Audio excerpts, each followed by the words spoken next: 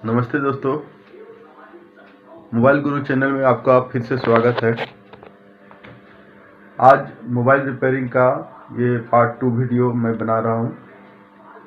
तो पिछली बार मैंने पेपर पर सारे मोबाइल के सेक्शन के बारे में बताया था और इस बार मैं मोबाइल के बोर्ड में वो सेक्शन कहाँ पे कौन सा सेक्शन है कुछ 2-4 बोर्ड में मैं दिखाऊंगा।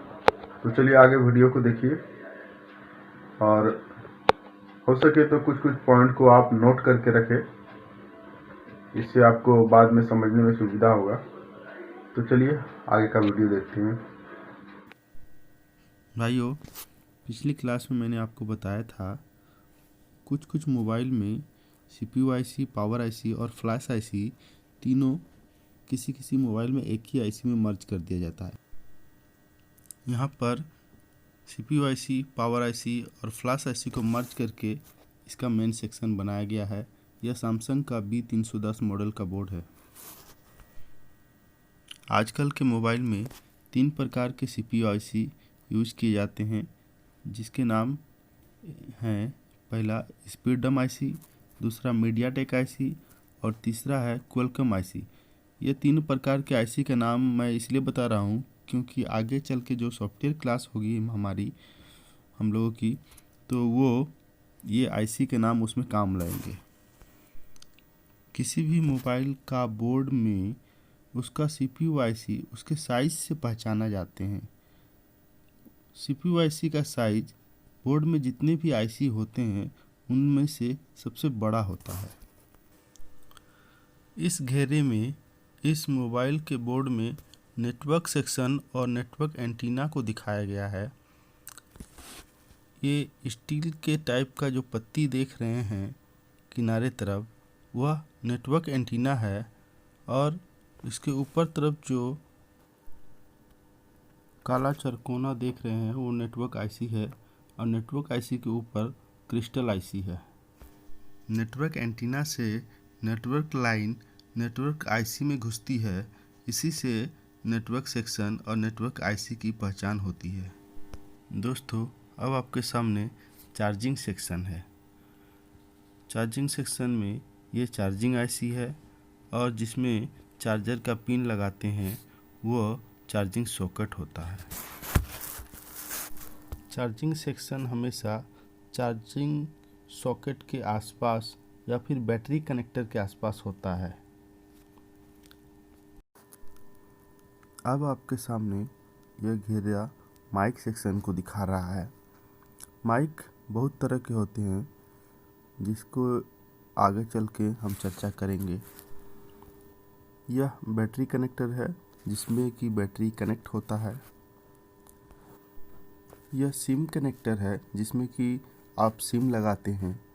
सिम कनेक्टर और उसके आसपास के कंपोनेंट एक तरह का नेटवर्क पार्ट ही होता है। यह नेटवर्क का सेकेंडरी पार्ट है और जो पहले मैंने बताया था वो नेटवर्क का प्राइमरी पार्ट होता है। यह दोनों गोल घेरे ऑडियो सेक्शन को दिखा रहे हैं। जो बड़े घेरे हैं वो बोर्ड का पैनल बैक तरफ का है, जिसमें कि चारकोना टाइप का जो एक काला सा कंपोनेंट देख रहे हैं वो ऑडियो IC है और ऊपर रिंगर स्पीकर पॉइंट है और फ्रंट तरफ में वो ईयर स्पीकर पॉइंट है। ईयर स्पीकर पॉइंट से यह स्पीकर कनेक्ट रहता है। जब हम बात करते हैं किसी से तब हम दूसरे की आवाज़ इसी की मदद से सुन पाते हैं। अब यह इस मोबाइल का फ्रंट मैं शो कर रहा हूँ आपको, जिसमें आप देख पा रहे हैं ऊपर तरफ डिस्प्ले है और नीचे तरफ कीबोर्ड है। अब मैं आपको जियो का एक 220 बोर्ड दिखा रहा हूँ, जिसमें आप देख पा रहे हैं इसका पावर IC, CPU IC और फ्लैश IC अलग अलग है। पावर IC को अलग लगाया गया है और पावर सेक्शन बना दिया गया उसको, और फ्लैश IC, CPU IC को एक ही पास में लगाया गया है। किसी भी मोबाइल का पावर IC उसके CPU IC और फ्लैश IC की तुलना में ज़्यादा ख़राब होता है, जबकि CPU IC और फ्लैश IC बहुत ही कम ख़राब होता है। पावर आईसी के बगल में आसपास काले काले कंपोनेंट लगे होते हैं जो एक तरह के कॉइल होते हैं। इसी से पावर आईसी की पहचान होती है। पावर आईसी का काम मोबाइल में जितने भी सेक्शन है सबको वोल्टेज कंट्रोल करके वोल्टेज को प्रोवाइड कराना होता है, पावर को प्रोवाइड कराना होता है। सीपीयू का full form central processing unit होता है और इसका काम ही होता है सारे सेक्शन को कंट्रोल करना। और जैसा कि फ्लैश आईसी के बारे में मैंने पहले ही बताया था कि फ्लैश आईसी कंपनी के द्वारा डाले हुए सॉफ्टवेयर को स्टोर करके रखती है और जो भी डाटा रहता है वो सारा डाटा फ्लैश आईसी में ही स्टोर होता है। इस प्रकार से ये तीनों आईसी किसी भी मोबाइल का मेन सेक्शन होते हैं। अब आपके सामने ऑडियो सेक्शन है। ऑडियो आईसी और रिंगर स्पीकर के बीच में जो कंपोनेंट है वही कंपोनेंट के माध्यम से ऑडियो आईसी से रिंगर में ऑडियो जाता है। अब आपके सामने इस मोबाइल का नेटवर्क सेक्शन है। जैसा कि आप देख पा रहे हैं सबसे किनारे तरफ 3 पॉइंट है जो नेटवर्क एंटीना के कनेक्टर हैं। बैटरी कनेक्टर के ऊपर तरफ RFIC है और उसके नीचे नेटवर्क पावर कंट्रोलर आईसी है और सबसे ऊपर तरफ नेटवर्क आईसी है जो WTR2965 उसका नंबर होता है। WTR2965 किसी भी नेटवर्क सेक्शन में रहने से वह ज़्यादा ख़राब होता है।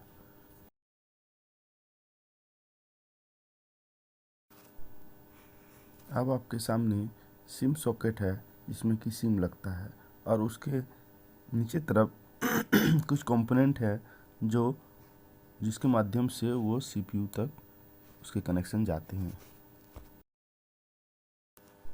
अब आपके सामने यह चार्जिंग सेक्शन है जिसमें कि चार्जर कनेक्ट करते हैं वो चार्जिंग सॉकेट और उसके ऊपर काला सा छोटा कंपोनेंट जो चार्जिंग आईसी कहलाता है।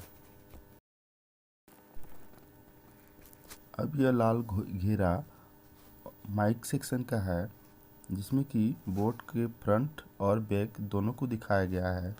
बोर्ड के फ्रंट में माइक लगा हुआ है जबकि बोर्ड के बैक में माइक से रिलेटेड कुछ कंपोनेंट है जिसके द्वारा माइक से ऑडियो सिग्नल इन करके वह सीपीयू तक जाता है।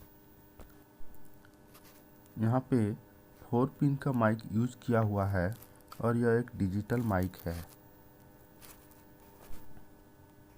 अब आपके सामने इस मोबाइल बोर्ड का फ्रंट है जिसमें आप कीबोर्ड और डिस्प्ले देख पा रहे हैं।